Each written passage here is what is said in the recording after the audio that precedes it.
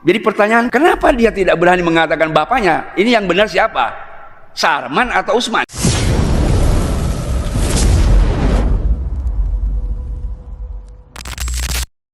Kalau saya kesimpulannya itu sudah hakul yakin. Rasulullah menyampaikan, al-kibru batul haqi wa ghaudun nas. Sombong itu menolak kebenaran dan menghina orang lain. Ada yang katakan gomsun nas, ada gomtun nas. Kita bisa lihat, ini saya bisa berkaitan. Ketika seorang yang mempunyai tesis tentang pembegal Habib Alawi, dia mengatakan, andaikan seluruh ulama di dunia menjelaskan tentang Alawi itu menyambung kepada Rasulullah, saya akan tolak. Jadi kalau kita melihat statement dia itu, tidak akan ada orang yang bisa menasihati, karena andaikan seluruh ulama sedunia, ini adalah al-kibru. Apa al-kibru? Gomtun nas, menghina kaum Balawi, dan batul haq, menolak kebenaran. Di Quran itu kan narfa'u darajati man nasya wa fawqa kulli dzi ilmin alim. Surah Yusuf ayat 71. Allah akan mengangkat derajat kepada orang yang kehendaki. Tetapi boleh ingat, orang yang diangkat derajat oleh Allah itu yang tidak sombong. Di podcastnya Roma Irama ditanya, sebetulnya Pak Kiai Imad itu bapaknya siapa? Ya, karena kan ada sebut Imad bin Utsman, ada Imad bin Sarman, tapi dia tidak menjawab. Ya, padahal kenapa dia kalau tidak bisa menjawab bapaknya Sarman atau Utsman, malah dia mencacamaki kepada yang lain yang padahal sudah jelas bisanya, meskipun menurut dia belum jelas. Lalu ketika ditanya, sebetulnya pakai Imad yang mereka itu apa? Dia itu baca ayat ud'uhum li abaihim fa illam ta'lamu abahum fa ikhwanukum bidin wa ma'alikum. Surah Al-Ahzab ayat 5. Ud'uhum li abaihim itu apa maksudnya? Panggillah mereka itu, sematkanlah mereka itu kepada bapaknya, itu lebih adil. Pain talab abahum, kalau tidak tahu bapaknya, paywanukum bidin, itu anggaplah saudara seagama. Nah, kalau kita punya bapak kemudian menyembunyikan bapak kita, mengganti dengan bapak yang lain, itu nanti kena ancaman, Pak. Ancamannya itu bisa kafir. Di dalam hadis Muslim 61, di dalam hadis Bukhari 3508, itu redaksi ini, Pak. Manida ila gori abi wa ya'lam kafaro. Barang siapa orang yang mengaku bukan bapaknya, padahal tahu punya bapak, itu kufur. Jadi pertanyaan, kenapa dia tidak berani mengatakan bapaknya? Ini yang benar siapa? Sarman atau Utsman? Dia tidak menjawab.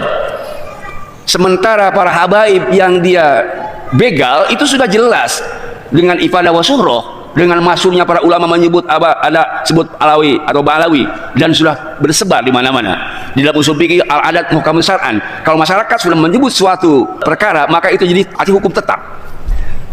Apalagi sudah ditentukan dengan berbagai penelitian, meskipun dia meneliti. Ya misalnya Pak, sebetulnya ayat yang tadi itu adalah tasdidun wa wa'idun fit tabari an-nasab bil ma'lum.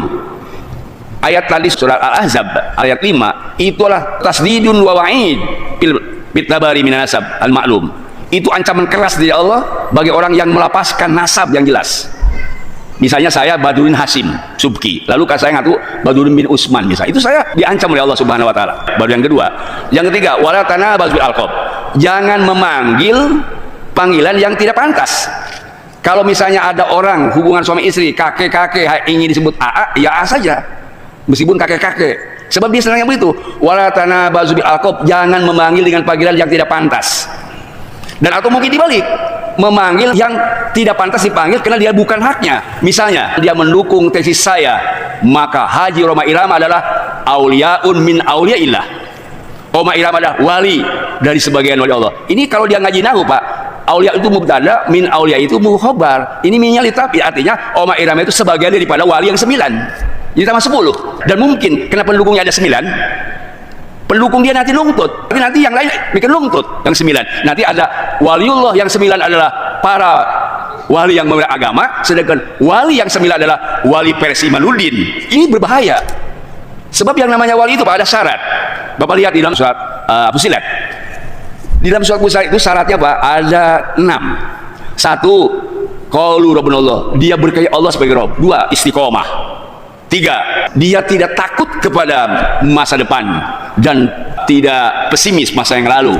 Jadi 4. Yang kelima, waman ahsanu mimman da'ilallah, dia memang berdakwah kepada Allah dan amilah solihah. Seorang wali itu beramal soleh. Sehingga sikap Pak Soi, innani ana muslimun, saya tetap akan jadi muslim meskipun orang yang tidak muslim. Jadi ada 6 syaratnya jadi wali itu. Kemudian tandanya wali itu ada 2. Nahnu awliyaukum fil hayati dunya wa fil akhirah. Kami menjadikan kamu sebagai wali aku, firman Allah. Aku walimu atau waliullah. Dan tandanya apa? Lakum fiha ma tastahi, apa yang diinginkan wujud bukti. Walakum fiha ma tad'un, dan yang diminta dikabul. Kalau belum ada tanda wujud bukti apa yang diinginkan dan doanya dikabul, itu bukan waliullah. Jadi karamat bagi Allah itu ada tandanya. Kata orang Sunda, saci dumatu sausap nyata. Apa yang diinginkan wujud itu tandanya karomat. Apa tandanya bagi seorang jadi wali? Pertanyaan kita kaitan persoalan penamaan dari Pak. Wala tanabazu bil alqab, jangan memanggil dengan panggilan yang tidak layak. Tidak boleh kita. Yang keempat sekarang. Yang keempat, tidak boleh zon. Apa itu zon? Zon itu menduga atau mengira atau berprasangka. Tidak boleh zon. Di dalam Usuluddin ada sebut zon, ada syak, ada yakin. Zon itu 50%, syak 75%, dan yakin 99%. Yakin menyakiti orang tidak boleh. Sampai dia katakan, si waliun min auliya menurut versi Imaduddin, saya yakin dengan sehakul yakin bahwa Habaib Ba'alawi putus hubungannya dengan Rasulullah. Itu yang hakul yakin. Ada ilmu yakin, ada ainul yakin, ada hakul yakin. Ilmu yakin, kalau kita tahu bahwa yang namanya gula itu manis, itu ilmu yakin. Lalu ada orang pagi-pagi minum kopinya nggak pakai gula, yang satu lagi kelihatan enak. Kenapa kamu nggak seperti orang lain? Saya ini kopinya pakai gula. Itu baru ainul yakin. Yang minum kopi dengan pakai gula merasa enak dan kelihatan wajahnya ceria. Kalau dia minum kopi pakai gula dan merasa enak, itu hakul yakin. Saya bertanya, kenapa hakul yakin Ba'alawi diputuskan hubungannya kepada Rasulullah dengan sebab DNA? Apakah dia ahli DNA? Pertanyaan, apa betul dia ahli DNA? Na'udzubillah. Jadi ini persoalan yang serius, Pak. Maka dia baca syahadat, asyhadu alla ilaha illallah wa asyhadu anna Muhammadar Rasulullah. Saya yakin, hakul yakin bahwa Habib Ba'alawi putus hubungannya kepada Rasulullah. Kelima ya, tajassus. Jangan mencari-cari kesalahan orang lain. Dicari-cari kesalahannya. Itu pengikutnya Imaduddin yang jadi wali dari Allah Presidia. Itu dia mengambil dalam surat Al-Ahzab tentang innama yuridullahu liyudhiba ankum rijsa ahlul bait wa yutahhirakum tadhira. Sesungguhnya Allah akan menghilangkan dosa dari ahlul bait dan mensucikan dengan sesuci-sucinya. Ada lagi diambil dari surat Asy-Syura. Dia sampaikan begini di dalam surat Asy-Syura itu, la asu ajron illa mawaddatil qurba. Di dalam hal ini aku tidak minta upah kecuali untuk mawaddatil qurba. Dia bilang mawaddatil qurba itu kerabat. Kerabat Nabi dikaitkan dengan ahlul bait. Ini tafsirnya tafsir. Dia bilang ahlul bait itu ya ketika di rumah dan kurbannya kerabat Nabi. Berdasarkan itu dia menyatakan bahwa Habib Ba'alawi tidak nyambung dengan Rasulullah atau bukan turunan. Itu tidak disebut turunan Rasul ahlul bait itu. Ini menafsirkan ayat Al-Ahzab tadi dengan surah Asy-Syura. Ternyata saya lihat di dalam kitab di Khalil Quran karangan Prof Muhammad Ali yang diterjemahkan oleh Prof Bahrun, redaksi begini. Kalimat al-qurba di tafsirnya itu bahwa itu bukan turunan Rasul. Ternyata saya masih koma, belum selesai. Tetapi tidak ada seorang pun ahli tafsir tentang kerabat itu secara umum. Dan bahkan dijelaskan ila mawadul qurba, Rasul aku tidak minta upah kecuali ila mawadul qurba, kamu supaya menyenangi kerabat. Itu tafsirnya adalah karena perseteruan umat Islam saat itu sangat kental antara suku dengan suku, kerabat dengan kerabat, bangsa dengan bangsa. Aku dalam dakwah ini tidak minta upah, tapi yang diharapkan oleh aku adalah kamu harus saling bantu membantu, saling sayang menyayangi antara kerabat, antara saudara, dan akan berimbas kepada persatuan umat Islam. Itu begitu tafsirnya. Jadi baru sepotong sudah dijelaskan bahwa ahlul bait itu bukan turunan Rasul. Itu menurut tafsir ini keliru. Apalagi kalau saya lihat tafsirnya Pak tentang ahlul bait dan kurba. Ya. Yang saya lihat pertama di dalam kitab Imam Ahmad juz keempat halaman 107. Ini panjang sekali hadisnya. Di dalam hadis ini dari Muhammad bin Mus'ab, dari Auza'i, dari Siddad bin Umar dan seterusnya. Ketika perkumpulan itu banyak orang yang mencerca maki Ali. Kemudian Mikdad ini ya yang tadi menjelaskan tentang apa namanya keturunan Nabi. dia sampaikan bahwa Rasulullah sallallahu alaihi wasallam menyampaikan tentang ayat innama yuridullahu yuzhiba ankum rijsa ahlal bait wa yutahhirakum tathira. Rasul menyampaikan Allahumma haula'i ahli baiti. Ya Allah, semua keluarga aku itu ada semua Fatimah, seperti Rasul khutbah. Kemudian di khutbah itu Rasul melihat Hasan. Rasul sampaikan, inna Hasan sayyidi. Hasan ini adalah sayyidiku. La'allahu ayyasliha. Semoga Allah bisa mendamaikan melihat Hasan ini adimaten, yatin adimaten. Dua kelompok yang berseteru. Ternyata apa yang disampaikan Nabi terwujud, terbukti. Ketika Irak dan Sam berseteru, maka yang menyelesaikan adalah Hasan. Ini kaitan dengan tadi disebut Ahlul Bait itu bukan hanya yang di rumah. Siapa Ahlul Bait itu? Ahlul Bait itu adalah Fatimah, Ali, Hasan dan Husain. Dijelaskan pula di dalam hadis Muslim ya nomor 2244. Begini Pak. Hadis Muslim 244 ini menjelaskan tentang hadis yang berkaitan dengan Ahlul Bait. Ini asalnya dari Zuhair bin Harb, Suja bin Mahlad, semuanya dari Uliyah. Imam Zahir mengatakan, saya mendapat cerita dari Ismail bin Ibrahim. Saya juga mendapat, Ibrahim mengatakan, saya mendapat cerita dari Abu Hayyan. Abu Hayyan mengatakan, saya juga mendapat cerita dari Zaid bin Hibban. Ketika Zaid bin Hibban pergi bersama Husain bin Sairah. Jadi Husain bin Sairah itu Umar bin Abi Salamah pergi ke Zaid namanya, Zaid bin Arqam. Ketika kami sudah duduk di situ, qala Husain mengatakan kepada Zaid bin Arqam, laqad kata ya Zaid khairan katsira. Kau Zaid bin Arqam sudah banyak menemukan hal-hal yang baik. Ra'aita Rasulullah, kau selalu melihat Rasulullah. Wa samita hadisau, kau selalu mendengar hadis Rasulullah. Wa zawamahu, kau selalu berperang dengan Rasulullah. Wa salahahu, kau wahai Zaid selalu berada di belakang Rasulullah. Laqad kata ya Zaid khairan katsira. Kau sudah begitu banyak mendapatkan kebaikan dari Rasulullah. Hadisna ya Zaid, coba ceritakan kepada kami ma sabita min Rasulillah, apa yang kau dengar dari Rasulullah sallallahu alaihi wasallam. Pamahasdukum bakalu, kata Zaid bin Arqam, apa yang aku ceritakan terima oleh kamu ya. Sebab apa? Sebab lakon kabar tu sini, umurku sudah tua. Kalimah ahli juga kayaknya saya dekat mati. Nisi tu badal ladzi kunta, dan banyak hafalan-hafalan Quran yang aku lupa. Banyak hadis yang aku lupa. Karena itu apa yang aku sampaikan ini aku masih ingat. Apa yang aku sampaikan terima oleh kamu. Kemudian Zaid bin Arqam mengatakan bahwa di satu saat Rasulullah khutbah kepada para sahabat memuji Allah, kemudian mengagungkan Allah. Setelah Rasulullah mengagungkan Allah, memuji Allah, amma ba'du, ala ayuhan nas, hai manusia, sahabatku, ketahuilah, innama ana bashar, aku ini manusia, yusiku ayyatani rasulu rabbi, hampir saja aku sebentar lagi akan didatangi oleh Ajrail, tapi insyaallah aku siap. Wa natariku fikum sakalain, aku tinggalkan dua hal yang berat.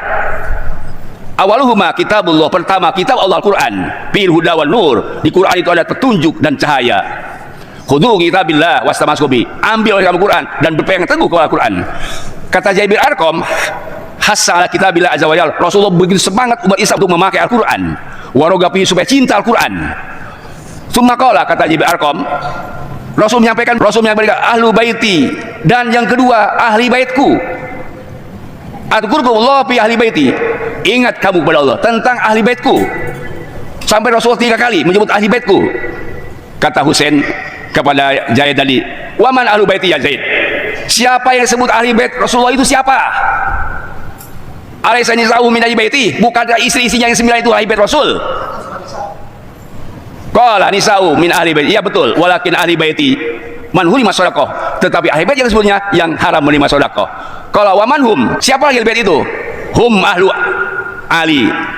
Ahli bait itu adalah keluarganya Ali, wal Uqail, wal Ja'far, wal Abbas. Ali itu punya istri namanya Fatimah. Fatimah punya anak Hasan dan Husain. Itu ahli baitku, bukan seperti yang keliru tadi. Diputus hubungan Alawi kepada Rasulullah. Padahal menurut kitab Muslim bahwa Rasulullah SAW punya turunan ahli bait itu Hasan sampai ke Balawi. Hadirin Allah yang terakhir, nasihat ini untuk kita semua. Mari kita renungkan bahwa kita adalah bersaudara. Dikunci dengan ayat yang terakhir, la yaghtab ba'dukum ba'dha, tidak boleh mengunjing apalagi memfitnah. Sebab memfitnah sebuah larangan yang besar yang tidak boleh dilakukan oleh siapapun. Mazzain di Quran itu Hammazin Masa'in bin Namim di surat Nun. Orang yang dibenci oleh Allah adalah Hammaz, yang selalu menginjak-injak harga diri orang lain, binamim, dan juga mencerca maki dengan mulut yang kotor. Ini adalah orang-orang yang dibenci oleh Allah Subhanahu wa taala. Ya, karena itu kita wala talmu amusakum, mudah-mudahan innamal mu'minun, bahwa mukmin adalah bersaudara, tidak boleh lagi persengketaan, lebih baik perdamaian. Kita jangan lagi berbicara tentang nasab turunan Nabi. Lebih baik kita berbicara mengamalkan amal-amalan seperti Nabi. Sebab sekarang ini Pak, ada orang yang bodoh alewoh, bodoh belajar terus, dan ada pintar kabalingan. Pintar kabalingan ya pintarnya untuk memfitnah dan mengunjing orang lain, mengadu domba. Siapapun yang pintar mengadu domba itu lebih berbahaya daripada orang bodoh. Larang mereka tidak boleh mengadu domba. Lebih baik konsolidasi umat Islam. Innamal mu'minuna ikhwatun, sesungguhnya umat itu bersaudara. Mudah-mudahan Allah mendengar apa yang diinginkan kita. Persaudaraan ini penting supaya kita tidak tereyok kemana-mana. Mari kita beribadah dengan benar sesuai yang ajaran Rasulullah SAW. Mudah-mudahan Allah memberikan taufik dan hidayah kepada kita semua, dan akhirnya kita wafatul khotimah mendapat ridha Allah. Alhamdulillahirrabbilalamin. Akhirnya kita sudah bersama-sama menyaksikan, menyimak dan juga mendengarkan sebuah video yang sangat menarik sekali dan sangat unik sekali apabila kita mendengarkannya dari awal sampai akhir. Dan insya Allah ketika Anda menyaksikan, mendengarkan dan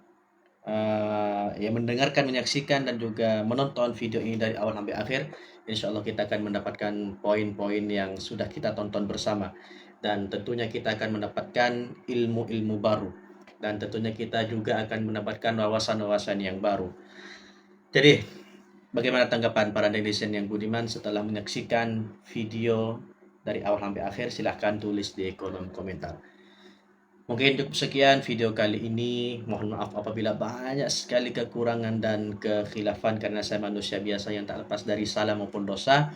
Dan terima kasih yang sudah menonton video ini dari awal sampai akhir, yaitu di channel Sugi Rasta Official. Semoga apa yang kita lihat, apa yang kita dengarkan, apa yang kita saksikan, Allah berikan kita semua kelancaran, kemudahan setiap apa yang akan kita lakukan. Amin amin ya rabbal alamin. Dan untuk Anda yang baru bergabung di channel ini dan channel ini bermanfaat untuk Anda, silahkan dukung itu dengan cara subscribe, di like, di komen, dan di share agar kalian tidak ketinggalan video-video terbaru dari channel ini. Dan akhirnya wassalamualaikum warahmatullahi wabarakatuh.